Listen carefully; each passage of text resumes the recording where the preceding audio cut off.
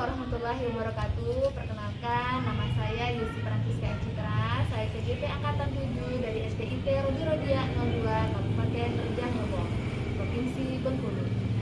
Yang saya hormati Ibu Noprini selaku fasilitator, dan yang saya hormati Kak Aidia Anggraini MPD selaku pengajar praktik. Baiklah, pada kesempatan kali ini saya akan melakukan supervisi akademik bersama rekan saya Miranda Utari, guru mata pelajaran PAI di kurikulum Merdeka. Baik, alhamdulillah ya. Taza, bagaimana kabarnya hari ini? Alhamdulillah baik. Baik. Jadi kemarin beberapa hari yang lalu kita sudah janjian ya, kita akan melaksanakan supervisi akademik, yang mana supervisi akademik ini ada 3 tahapan yang akan kita lalui.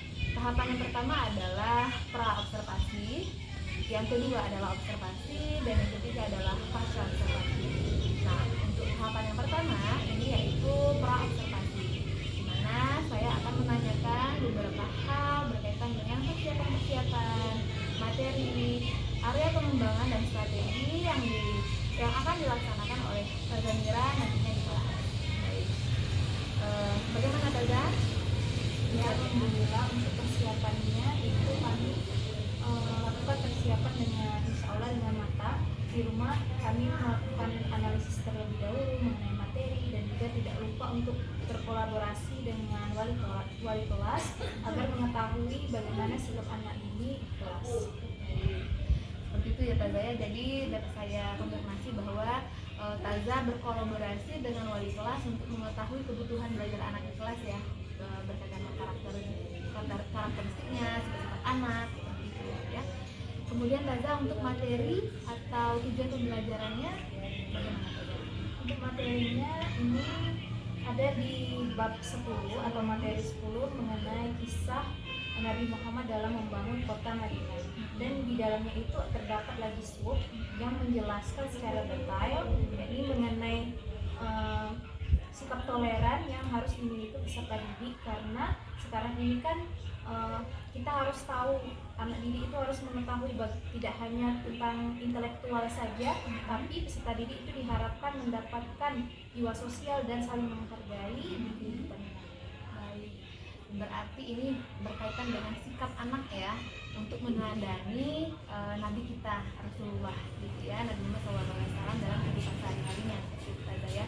Nah, Taza, tadi saya dengar Taza akan menerapkan pembelajaran berdiferensiasi di kelas. Nah, untuk strateginya Taza, kira-kira yang Taza akan terapkan seperti apa? Strategi konten, proses, produk, atau kombinasi dari ketiganya? Untuk proses pembelajarannya itu dari ketiganya, yaitu dari konten, di mana kami memberikan konten yang bervariasi ke peserta didik agar peserta didik itu bisa menyesuaikan dengan minat yang ada pada dirinya. Di konten tersebut anak bisa mengeksplor bagaimana pengetahuan yang akan mereka inginkan dan ingin mereka kembangkan. Dan juga dalam proses itu juga berbeda-beda, karena dalam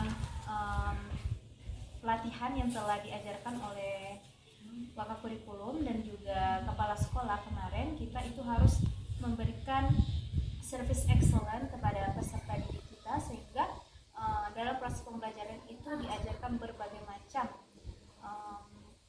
proses pembelajaran yang berbeda-beda, yang menarik agar peserta didik itu merasa bebas dan nyaman ketika mereka belajar di dalam kelas. Contohnya itu kami bagi menjadi 3. Yang pertama ada yang kinestetik, ada yang audiovisual, dan ada yang visual.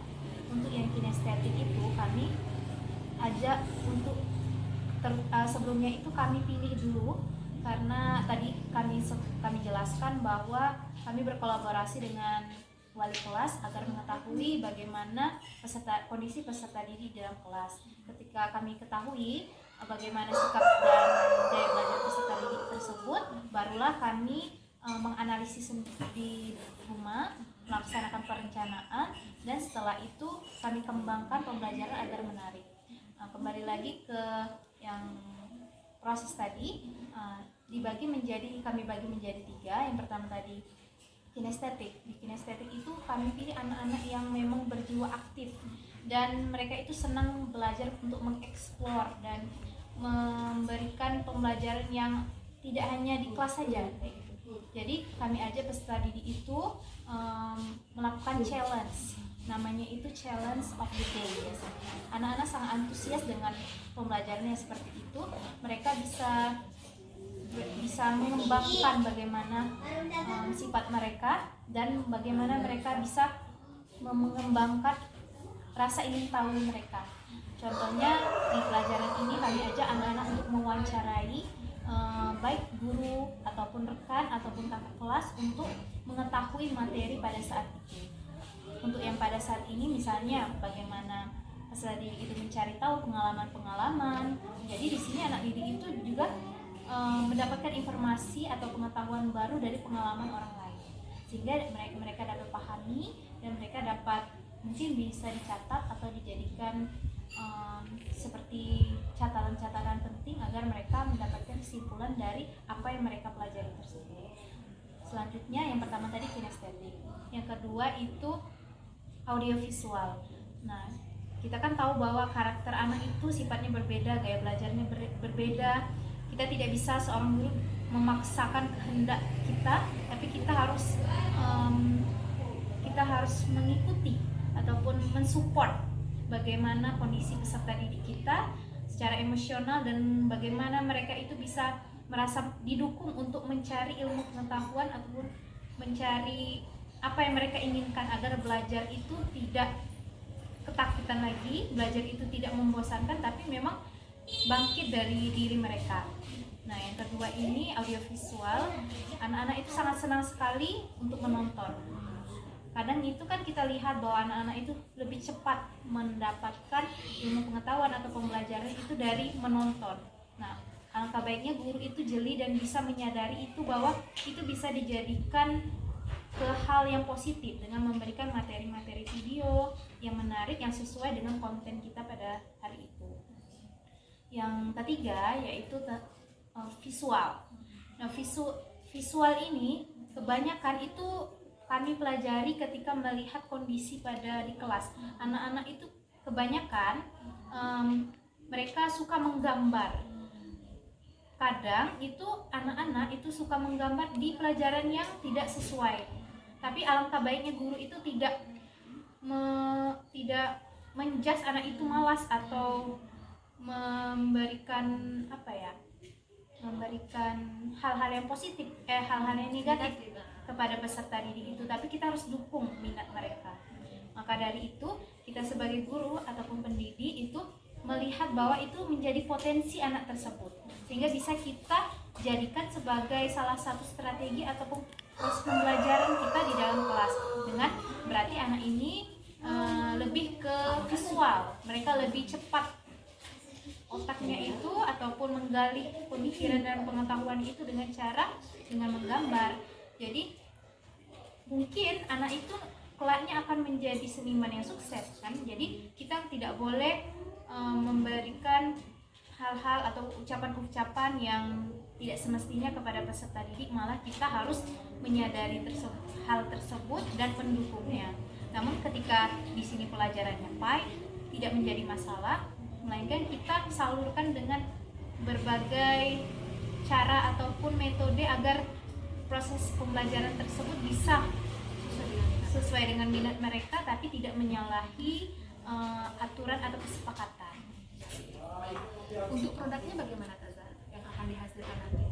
Baik, untuk produknya kayak yang pertama itu wawancara.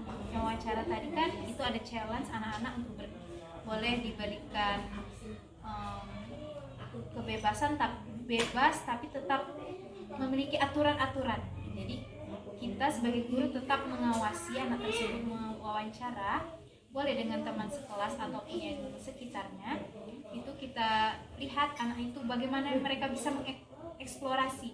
Berarti anak itu ketika kita suruh mereka untuk mengeksplorasi dirinya, mereka akan lebih mendapatkan mungkin apa yang kita harapkan.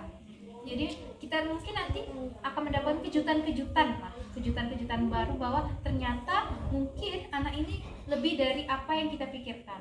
Jawaban ataupun hasil yang yang mereka dapatkan itu mungkin tidak lebih tidak sesuai apa yang kita inginkan, tetapi ternyata lebih dari apa yang kita inginkan. Nah, jadi misalnya kadang anak itu berbeda-beda, ada yang dalam bentuk artikel, ada yang bentuk seperti jurnal, ada yang dihias-hias, itu kan jadi mereka itu lebih menikmati belajarnya. Jadi seolah-olah mereka itu belajar tapi merasa tidak sedang belajar.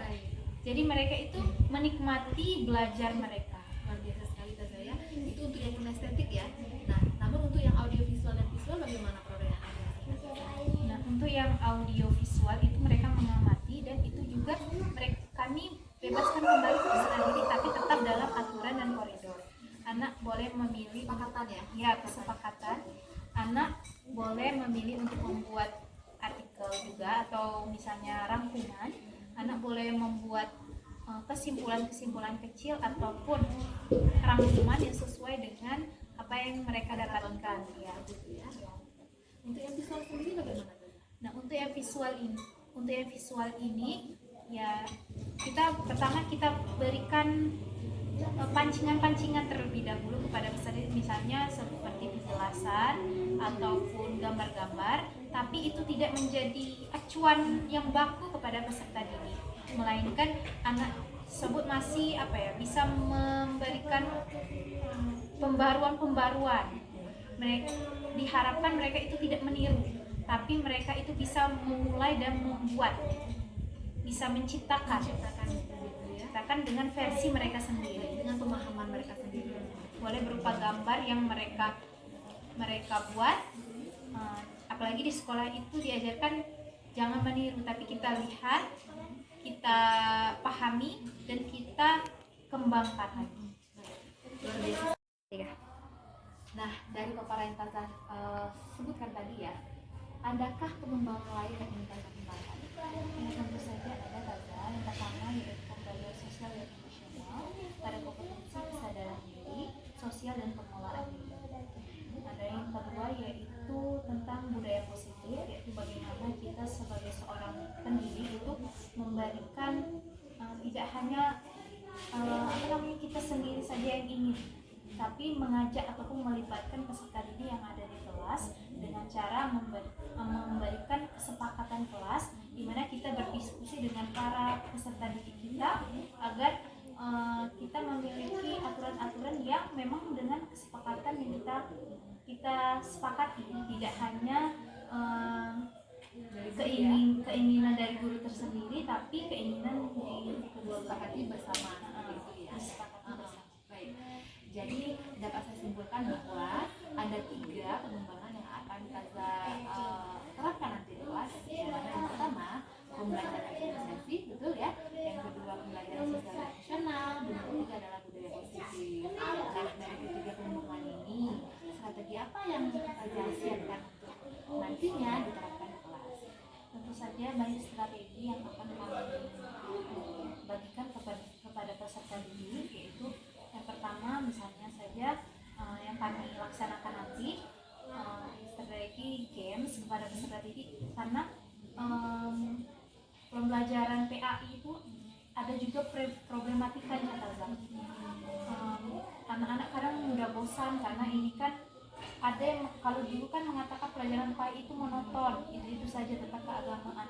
Tapi bagaimana ini menjadi tantangan sebagai seorang guru PAI agar pembelajaran yang katanya monoton, katanya yang kurang menarik, itu kan membosankan, itu bisa lebih menarik dan lebih bisa dilihat, dan bisa anak-anak itu merasa enjoy dalam belajar dengan cara kita ajak bermain games, juga dengan challenge. Apalagi anak zaman sekarang kan, kadang anak zaman sekarang itu mereka itu lebih mudah bosan karena di rumah mereka itu sudah bisa mengeksplorasi ataupun bisa bermain apa saja yang mereka inginkan. Dan apabila ketika kita di sekolah, kita itu seorang guru itu tidak boleh egois lah seperti itu. Kita itu harus memahami, kita itu harus merasakan hati peserta didik kita, bagaimana kondisi peserta didik kita, agar bisa pembelajaran itu lebih menyenangkan. Karena kalau mereka sudah tidak senang bosan dengan pelajaran tersebut, maka akan sulit untuk memberikan materi ataupun mereka bisa memahami pembelajaran yang akan mereka jalankan. Wah, menarik sekali Tazaya dari apa yang Taza sampaikan tadi ya, terkait strategi, kemudian organisasi, kemudian area pengembangan kompetensi pada pembelajaran sosial emosional yang ingin Taza kembangkan. Tadi saya dengar ada kesadaran diri, kesadaran sosial, dan pengelolaan diri, kemudian membuat kesepakatan kelas bersama anak-anak seperti itu Taza ya. Saya sangat antusias dan sangat penasaran sekali dengan apa yang Taza sampaikan tadi. Mungkin besok ya Taza ya, kita akan melaksanakan observasi. Hari ini kita kan baru nih, saya ingin melihat bagaimana persiapan yang ingin Taza siapkan. Namun besok saya ingin melihat bagaimana pelaksanaannya di kelas seperti itu. Baik, terima kasih Taza atas kesempatan kali ini ya, untuk kita gali mengenai pembelajaran yang akan kita terapkan nanti di anak-anak, bagaimana eksekusinya di lapangan seperti itu. Terima kasih Taza atas waktunya ya.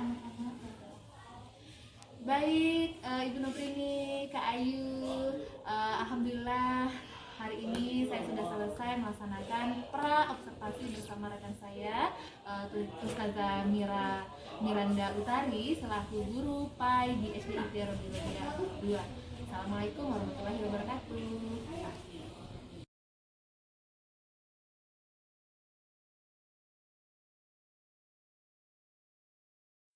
Assalamualaikum warahmatullahi wabarakatuh. Selamat siang. Baik, hari ini alhamdulillah tepatnya pada hari Kamis 26 Mei 2023 pada jam 1 di kelas Rumaisyah, saya akan melaksanakan observasi kepada rekan saya Ustazah Miranda Utari SPD, yaitu guru Mapau PAI.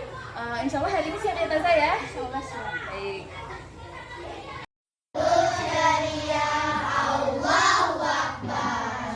Tapi Taza agak kurang bersemangat, apalagi sekarang sudah siap. Coba kita tepuk semangat dulu ya. Tepuk semangat.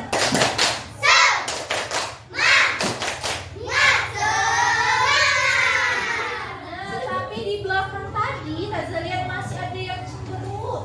Ini di mana ya? Di belakang mana ya? Di belakang kelas sebelah situ. Taza apa di sini ya? Coba Taza melihat senyum indah dan manisnya. Boleh nggak? Boleh? Coba kita tepuk senyum dulu yuk. Tepuk senyum. Paling mudah adalah senyum.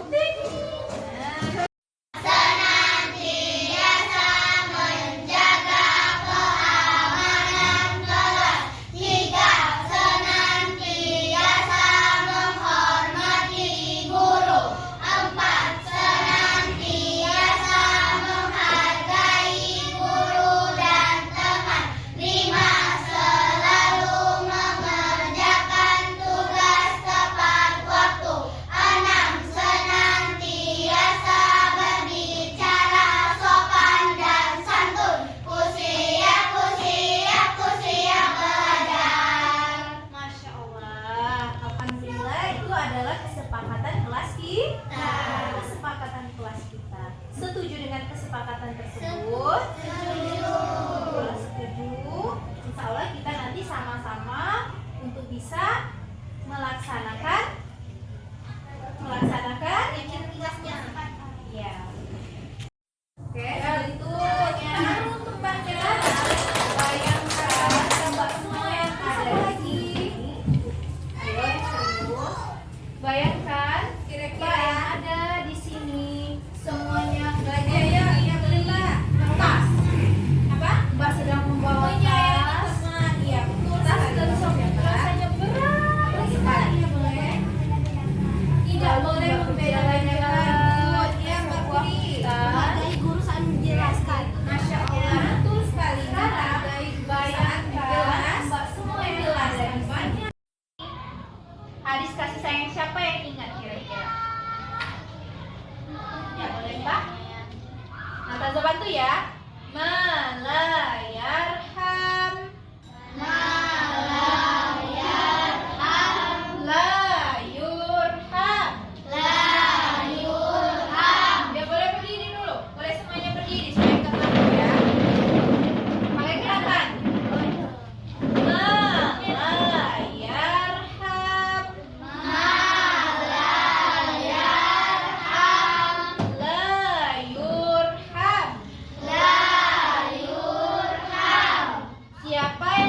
tidak menyayangi orang lain, Siapa yang tidak menyayangi orang lain, maka ia tidak akan disayang. maka ia tidak akan disayangi. Nah, itu adalah hadis ataupun perkataan dari Rasulullah. Sekarang terima kasih Mbak ya semuanya udah ikut Ustazah. Zahra, Mbak Ara, Mbak Faira, Mbak Faiza. Silakan ke sebelah sana dulu. Boleh buat lingkaran dulu di sana. Duduk dulu ya, yang senyaman mungkin ya. Ada dibagi berapa kelompok? 3. Selanjutnya boleh duduk senyaman mungkin dulu ya. Selanjutnya Mbak Jesa, boleh di sebelah sini dulu ya, berdiri. Mbak Puri, Mbak Nabila, Mbak Zia, Mbak Uwa, dan Mbak Afika. Ya, boleh ke duduk di sebelah sana dulu. Senyaman mungkin ya, boleh duduk dulu. Dan yang sisanya, nah ini boleh misalnya Ustazah kasih kita kesepakatan dulu ya. Mbak mau duduknya di bawah, karena ini biar Mbak nyaman ya. Mbak mau duduk di bawah atau mau buat di meja? Buatnya di meja. Ya. Mau di mana? Ya boleh, tapi buat di lingkaran di sana ya. Nah, coba dirapikan dulu, boleh.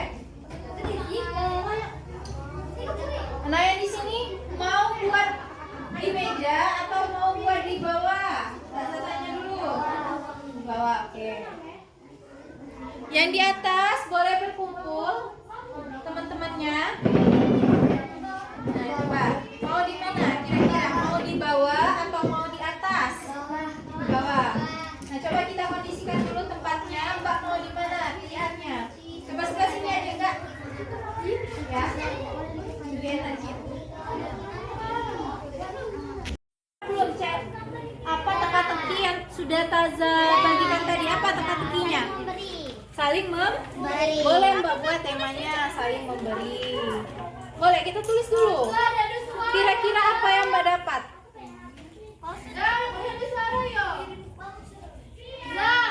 Ya tunggu bentar ya Mbak. Boleh Mbak buat dulu apa yang Mbak pahami. Ya saling berbagi. Paham? Oke. Selanjutnya kelompok yang terakhir.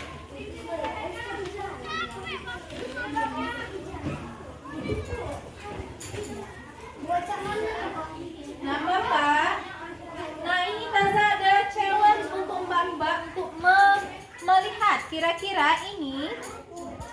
Taza ada tayangan video. Nah Mbak lihat, Mbak pahami ini kira-kira tentang apa? Ya, nanti Mbak buat, boleh Mbak buat kayak kesimpulan, ya, atau ini apa yang Mbak dapat pelajari dari video yang ada di laptop ini, ya, oke, paham? Ya, boleh sama-sama ya. Nah, senyaman mungkin boleh. Oke, boleh di sebelah situ, pokoknya Mbak. Saya kasih waktu ya. Boleh, bebas.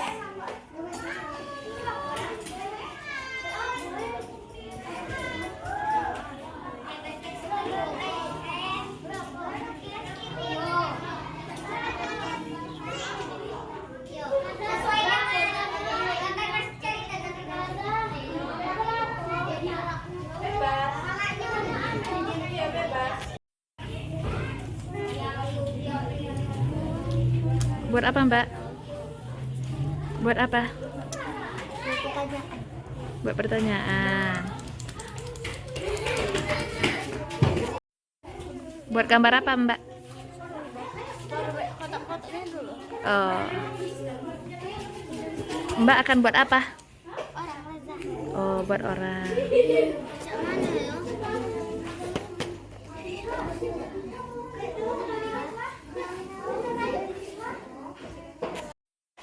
Kita lihat, kita perhatikan tuh ucapan kita gimana kalau mau Bebas. Ya. Bertanya sama teman kita itu ada adabnya. Jadi sesuai dengan tema yang kita pelajari hari ini.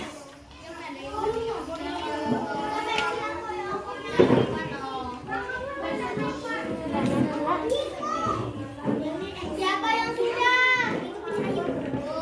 Tuliskan 2 contoh sikap menghargai. Tak menghargai tanpa membeda-bedakan suku atau agama. Boleh duduk di sebelahnya Pak, lebih nyaman lagi kan wawancaranya.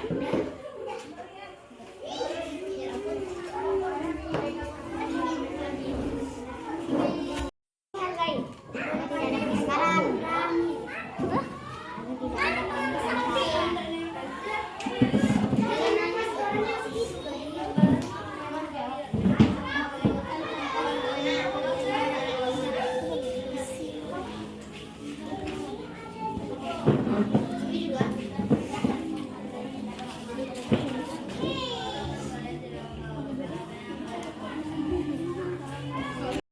Silakan boleh maju ke depan untuk menjelaskan kira-kira apa sih yang Mbak tahu tentang video yang Mbak lihat Mbak tonton tadi. Boleh kita bagi sama teman-teman kita yang lainnya ya, supaya teman kita yang lain bisa paham juga apa yang kita pahami.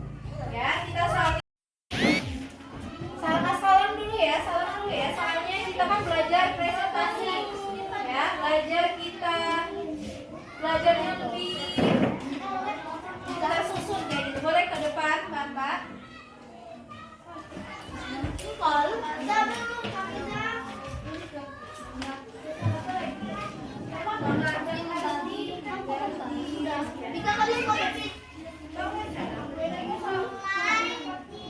Oke, silakan maju ke depan, salam dulu ya. Maju ke depan.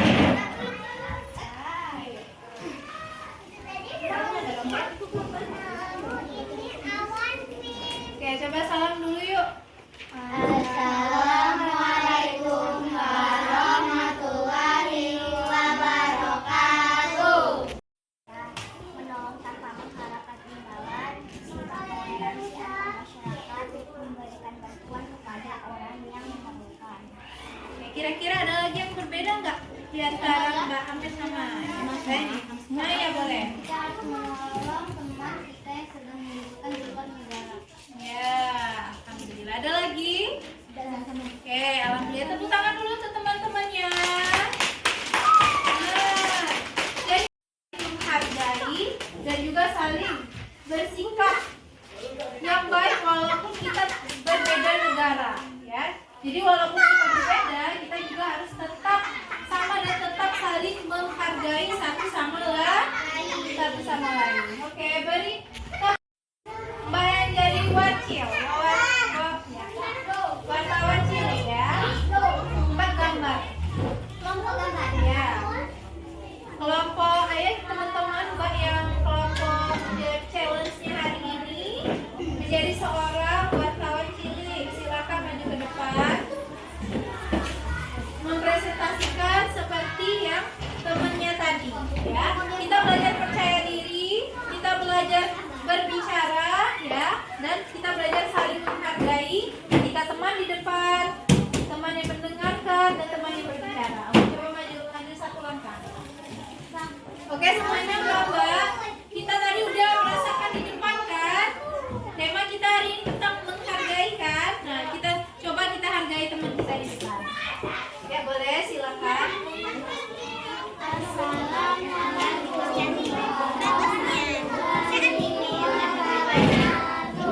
Waalaikumsalam warahmatullahi wabarakatuh. Tadi Mbak dapatkan ya. Oke, dari Mbak Nica boleh. Mana kalian bersilaturahmi dimanapun? Mengapa kita harus saling menghargai agar tidak terjadi pertengkaran? Kita harus saling menghargai, benar atau salah. Benar atau salah, kita harus menghargai sesama teman. Benar. Kita tidak boleh menghargai sesama. Salah. Oke, siapa lagi yang mau? Silakan. Ya, boleh Mbak. Mengapa kita harus saling menghargai? Karena tidak ada pertengkaran. Apa? Oke. Assalamualaikum warahmatullahi wabarakatuh. Waalaikumsalam warahmatullahi wabarakatuh. Kami dari kelompok menggambar ingin menjelaskan Gambar ya. tentang saling menghargai. Ya, good. Boleh Mbak dijelaskan gambarnya ditampilin ke depan dilihat kan? Nah, boleh. Nah, ya bagus. Kira-kira itu apa? Temanya boleh dijelaskan. Temanya saling berbagi. Saling berbagi. Kenapa kita harus saling berbagi? Kan Mbak. Nah, itu kan berbeda-beda tuh gambar-gambar Mbak tuh. Nah, berarti kita tahu bahwa sikap saling menghargai itu banyak sekali. Ya. Ya, sikap saling menghargai itu banyak sekali ya. Tidak hanya satu aja. Kira-kira apa yang ingin Mbak sampaikan kepada Taza mengenai pelajaran yang sekarang dan juga yang akan pelajaran yang selanjutnya? Oke Mbak? Setuju? Boleh? Boleh? Ya, oke Taza bagikan ya. Silakan ditulis ya. Ya, itu Taza taruh di perkusi. Boleh ditulis ya. Ya. Ditulis apa perasaan Mbak belajar hari ini. Terus kira-kira selanjutnya Mbak tuh mau belajarnya kayak gimana?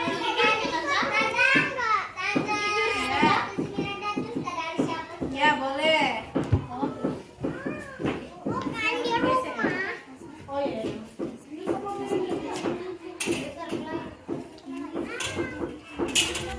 Belajar hari ini, kira-kira harapan Mbak untuk belajar selanjutnya itu kayak gimana? Boleh Mbak tuliskan. Ya. Boleh Mbak tuliskan.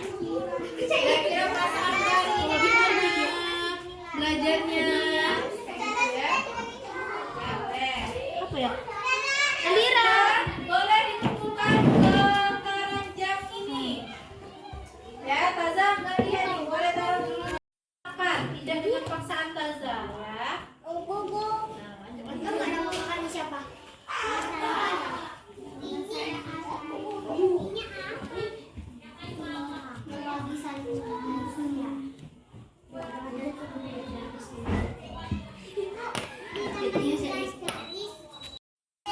Kira-kira nanti mau belajarnya kayak gimana boleh?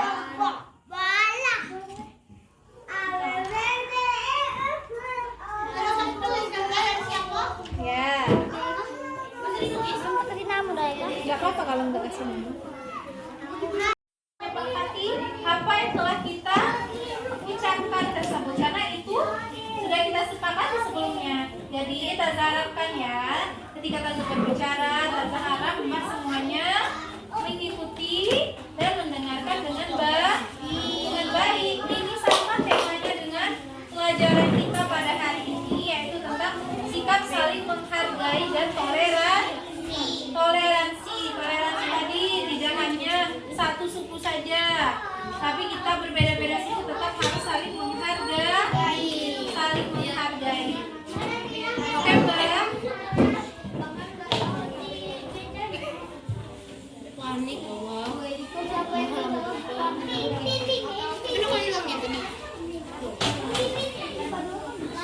Kira-kira ada yang ingin ditanya lagi nggak? Tidak. Ada yang mau ditanya? Taza punya challenge untuk Mbak di rumah, yaitu mempelajari pelajaran selanjutnya ya, tentang tetangga yang baru dan membantu tetangga. Oke Mbak? Mungkin itu saja dapat Taza sampaikan. Taza akhiri. Wassalamualaikum warahmatullahi wabarakatuh.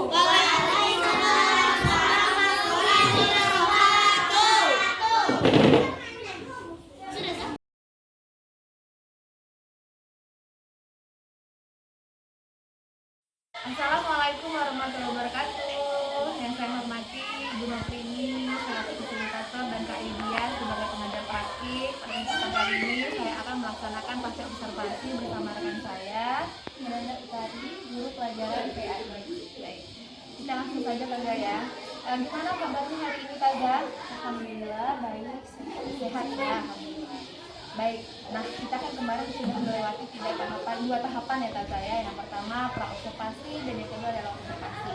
Nah ini adalah tahapan yang ketiga, yaitu pasca observasi. Nah, kita akan banyak ngobrol-ngobrol nih apa-apa saja yang Taza lewati dalam melewati proses penerapan pembelajaran berdiferensiasi, sosial emosional dan budaya positif. Nah harapan Taza apa nih pada saat kita ngobrol-ngobrol nanti, apa yang ingin Taza harapkan?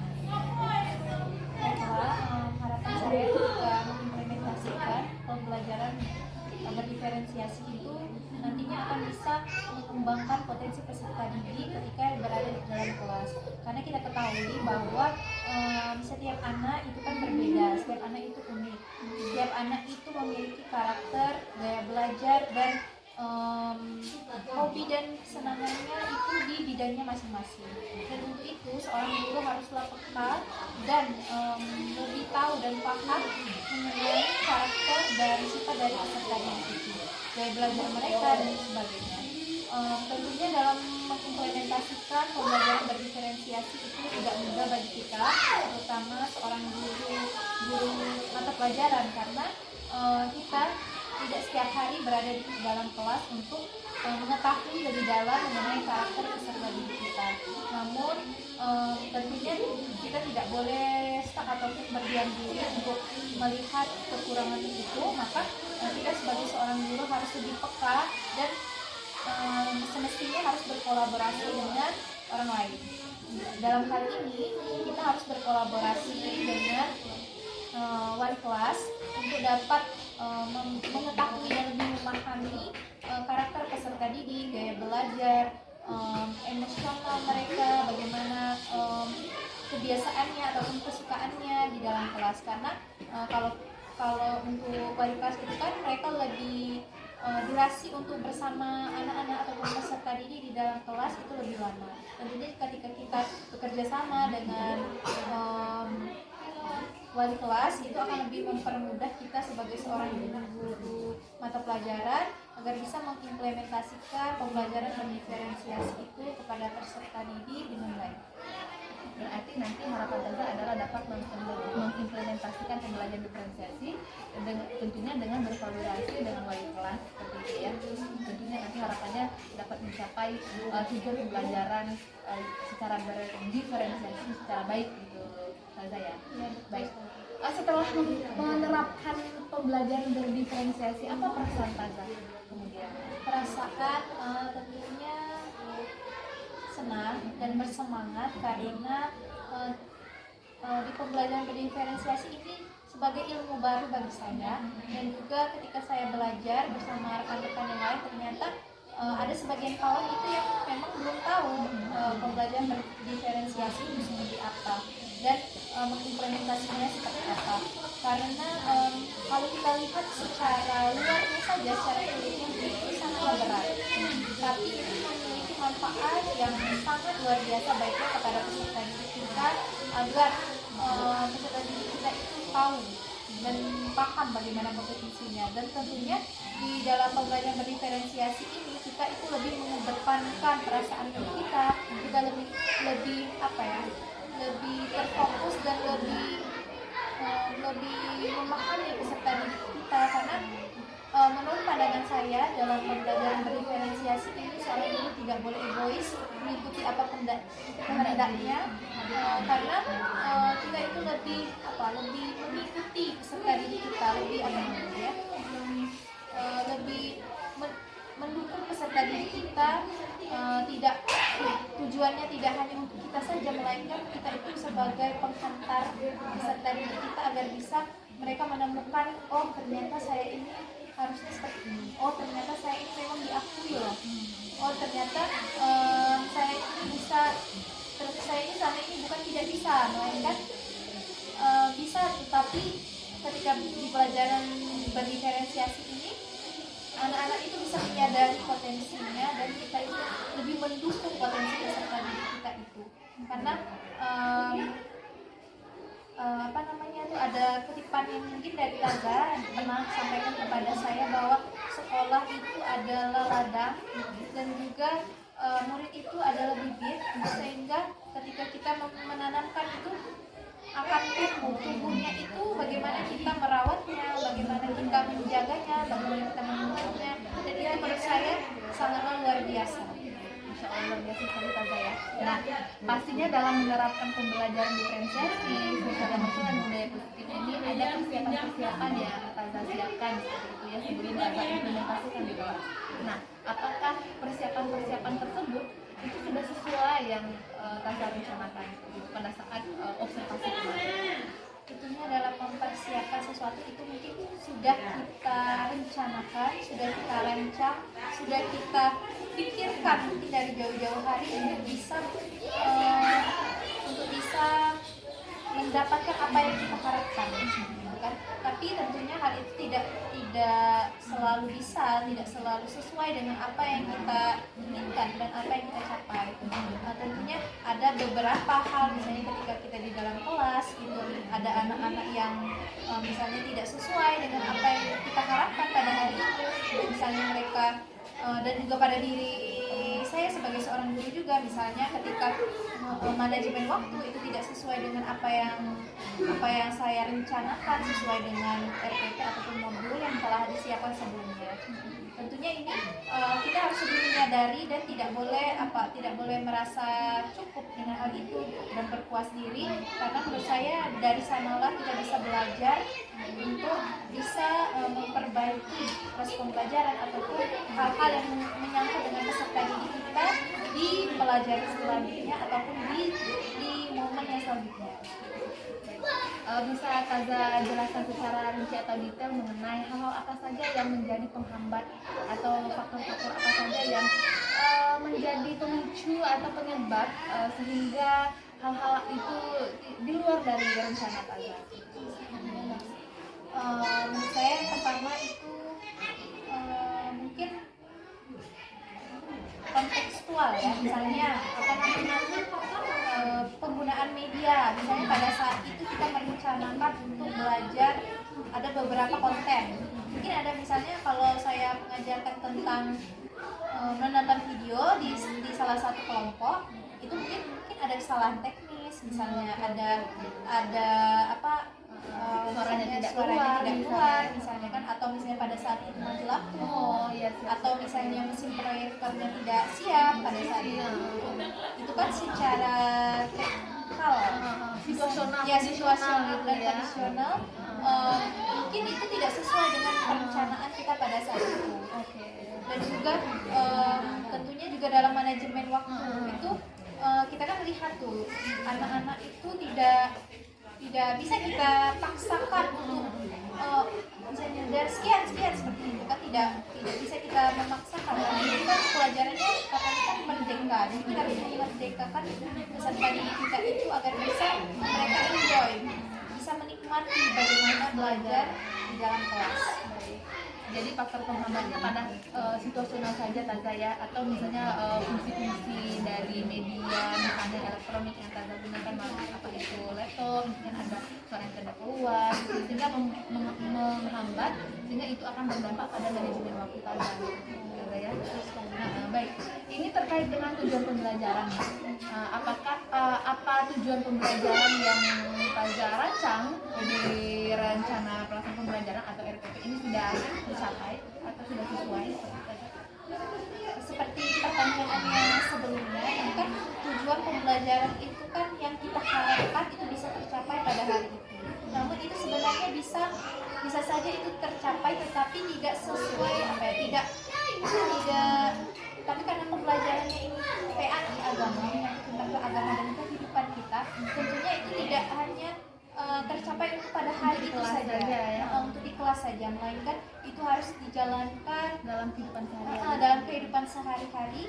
Jadi tentunya tujuan pembelajarannya tidak cukup hanya pada saat itu saja. Jadi ketika kita melihat juga di luar kelas anak-anak yang memang soleh, atau misalnya anak-anak itu sesuai dengan sesuai dengan perilaku Islamnya seperti itu menurut saya itu sudah mungkin bisa dikatakan tujuan pembelajarannya sudah tercapai. Tapi mungkin dalam butuh proses-proses tertentu agar bisa tujuan pembelajarannya dalam konteks PAI ini bisa berjalan dengan baik. Tapi kalau misalnya tujuan pembelajaran yang bersifat misalnya konten atau misalnya ada karyanya, mungkin itu sudah tercapai. Baik. Jadi dapat saya simpulkan bahwa untuk sikap anak gitu ya, tujuan pembelajaran itu akan tercapai jika dia sudah mengimplementasikan itu dalam kehidupan sehari-harinya. Luar biasa sekali Taza ya. Baik, untuk selanjutnya Taza, ini terkait dengan kita akan mengidentifikasi dulu nih Taza ya, hal apa saja yang menurut Taza ini sudah sangat Taza puas nih, misalnya dari rangkaian proses pembelajaran yang Taza sudah rancang. Kemudian adakah hal-hal yang masih kurang dan ingin Taza perbaiki nantinya untuk di pertemuan berikutnya? Untuk yang diperbaiki kan tentunya banyak sekali, karena sebagai seorang guru kita melihat dan menyadari bahwa ketika kita itu tidak boleh berpuas diri. Kembali lagi saya ulangi bahwa seorang guru itu tidak boleh berpuas diri bahwa misalnya seluruh anak itu bisa menyelesaikan pembelajaran dengan baik, itu juga merupakan suatu tantangan juga. Misalnya kan kita tidak boleh merasa nyaman. Mungkin ketika kita melihat anak-anak tersebut misalnya nilainya bagus semua juga, itu kita menjadi zona nyaman lah untuk guru. Jadi nanti bisa jadi tidak ada kreativitas lagi di sana. Tetapi kebalikannya juga, misalnya kalau ada anak yang nilainya semuanya itu kurang baik misalnya kan, itu juga kembali lagi kepada guru tersebut gimana. Jadi bukan hanya kepada anak tetapi kepada gurunya juga. Gurunya harus bisa menyadari, kita harus lebih bisa menyadari bagaimana mengajarkan, bagaimana mengolah kelas dengan baik. Oke, baik. Berarti memang Taza akan betul-betul mempersiapkan hal itu dengan matang sebelum mengimplementasikan pembelajaran di pertemuan berikutnya, seperti itu Taza ya. Untuk ini Taza, bagaimana strategi atau cara untuk Taza dalam melakukan perbaikan atau peningkatan di area-area tertentu yang Taza merasa ini sudah baik? Strateginya mungkin kalau satu strategi itu mungkin kurang. Jadi kita harus menggunakan strategi ya. Beberapa strategi dalam proses pembelajaran atau perbaikan di dalam kelas, dengan strategi misalnya perbaikan ataupun kita melakukan perencanaan sebelumnya dengan belajar kita berbagai challenge. Karena anak sekarang itu kan mudah bosan lah. Dan anak-anak sekarang itu kalau kita lihat, kita teliti lebih dalam, ketika mereka ingin mengetahui sesuatu, mereka itu lebih mudah mencari informasi. Jadi seorang guru itu mungkin tidak hanya sekedar memberikan informasi saja, melainkan kita itu ada hal-hal yang lain yang perlu kita berikan kepada peserta didik. Kalau kita harapan mencerdaskan saja, mungkin anak itu bisa cerdas tanpa seorang guru. Sekarang berbagai informasi, berbagai sumber-sumber ilmu pengetahuan itu sangat mudah didapatkan. Apalagi anak sekarang sudah lebih melek teknologi, mereka sudah punya handphone karena di rumah kan. Jadi mereka itu mungkin kalau mereka sadar, mungkin mereka bisa mencari ilmu itu lebih daripada guru. Mungkin mereka itu lebih pintar dari guru. Tapi balik lagi bagaimana seorang guru itu bisa menghantarkan peserta didik mereka, bisa menjadi jembatan dan juga bisa menjadi pendukung peserta didik dalam mencapai informasi ataupun pengalaman dalam menggali pengetahuan yang mereka dapatkan. Jadi dalam prosesnya ini kan siswa-siswa kita ini sudah hampir paling tidak mereka banyak sekali mendapat informasi di luar dari bagaimana gurunya memberikan informasi atau wawasan kepada mereka. Terkait sebagai seorang guru, pasti kita akan mengembangkan diri lagi seperti itu kan ya. Nah, jadi sebagai seorang guru, area pengembangan diri itu seperti dikatakan akan untuk kembangkan itu diri sebagai seorang diri sendiri sebagai seorang guru ya. Tentunya di zaman sekarang itu kan sudah tadi kita ketahui bahwa informasi, ilmu pengetahuan, bahkan berbagai tutorial itu sudah ada di internet. Teknologi semakin hari semakin canggih. Kita tidak boleh merasa puas dan kita merasa ini sudah cukup, karena mungkin detik ini akan ada pembaharuan lagi. Dan anak didik kita ataupun peserta didik kita itu, mereka itu lebih mudah untuk bisa mengenal itu. Mereka itu lebih cepat untuk bisa mengenal dan merasakan itu dibanding kita, karena mereka itu kan lebih cepat belajar lebih mudah untuk mempelajari sesuatu hal yang baru.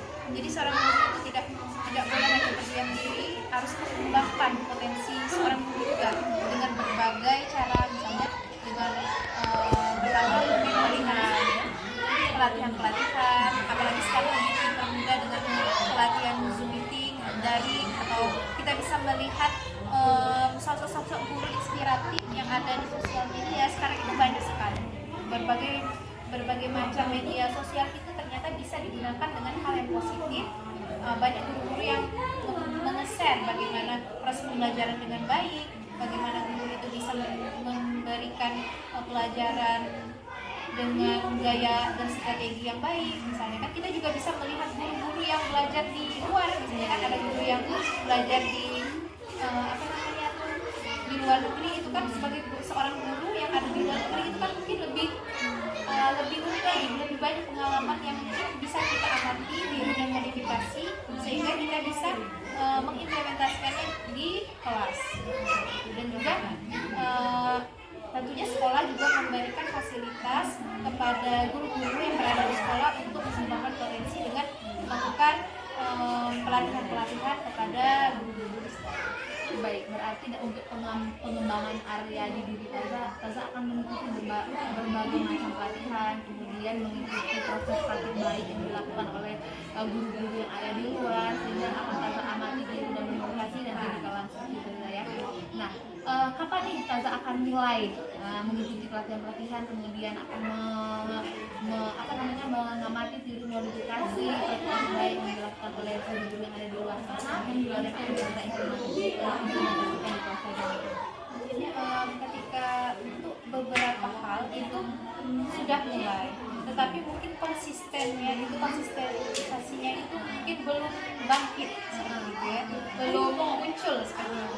Jadi mungkin kalau secara terjadwal itu mungkin belum, tapi mungkin nantinya insya Allah saya dari pengalaman pada hari ini, insya Allah saya akan mulai lebih intensitas lagi untuk mencari, untuk menggali dan mempelajari bagaimana proses pembelajaran itu bisa berjalan dengan baik dengan mengikuti Zoom, dan minta tolong kepada mungkin Taza yang sering share di dalam grup untuk bisa mengikuti itu secara rutin ya, secara rutin. Nah, kira-kira nih Taza ya, siapa nih yang menjadi inspirasi Taza untuk mengembangkan diri lebih baik lagi dalam proses Taza menjadi seorang guru? Kemudian siapa yang akan Taza libatkan dalam proses belajar Taza sehingga proses mengajar belajar itu akan terus berlanjut nantinya, dan implementasi itu akan mencapai nantinya untuk perkataan hidup tadi seperti ini. Inspirasinya ini kalau menurut pribadi saya, inspirasi itu tidak hanya satu. Jadi ketika saya melihat ternyata di guru-guru di sekolah ini, ternyata satu orang guru itu memberikan kisah inspirasi baginya sendiri, kisah inspirasinya tersendiri, dan itu menurut saya itu sangat berdampak lah bagi saya. Misalnya ada guru A itu, ternyata ya itu kelebihannya di sini, guru B kelebihannya di sini, dan itu mungkin kita seorang guru itu harus seperti kita kepada peserta didik kita, gitu juga kepada sosok inspirasi kita yang berada di lingkungan sekolah. Seluruh guru itu saya ambil positifnya itu memiliki potensi dan perlu saya tim dan juga kurikulum sebagai pengembang kurikulum di sekolah dan kepala sekolah tentunya yang memberikan juga fasilitas-fasilitas untuk mengembangkan potensi kita di sekolah. Baik, untuk yang terlibat dalam proses belajar dan sebagainya. Ya, Untuk yang akan Tazah libatkan nantinya.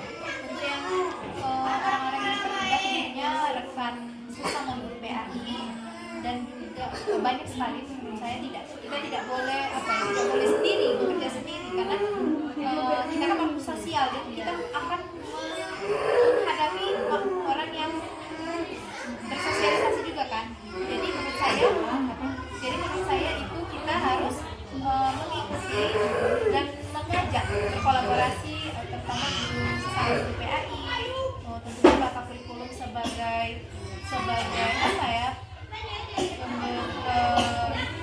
pemantik atau penggerak guru yang lain dalam bidang kurikulum dan mengembangkan kurikulum di sekolah dan kepala sekolah selaku pemimpin yang akan membantu dan mensupport para guru di sekolah untuk bisa mengajarkan dan mengimplementasikan suatu hal yang baru yang positif di sekolah.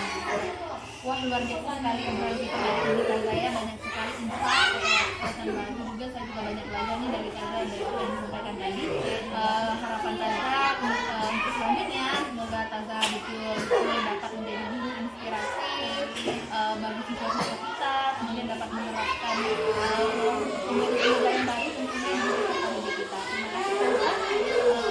Demikian ya obrolan kita di podcast kali ini. Mungkin nanti untuk pertemuan selanjutnya akan menjadi ada catatan sebenarnya bagi saya sebagai supervisor, nanti akan kita lihat catatan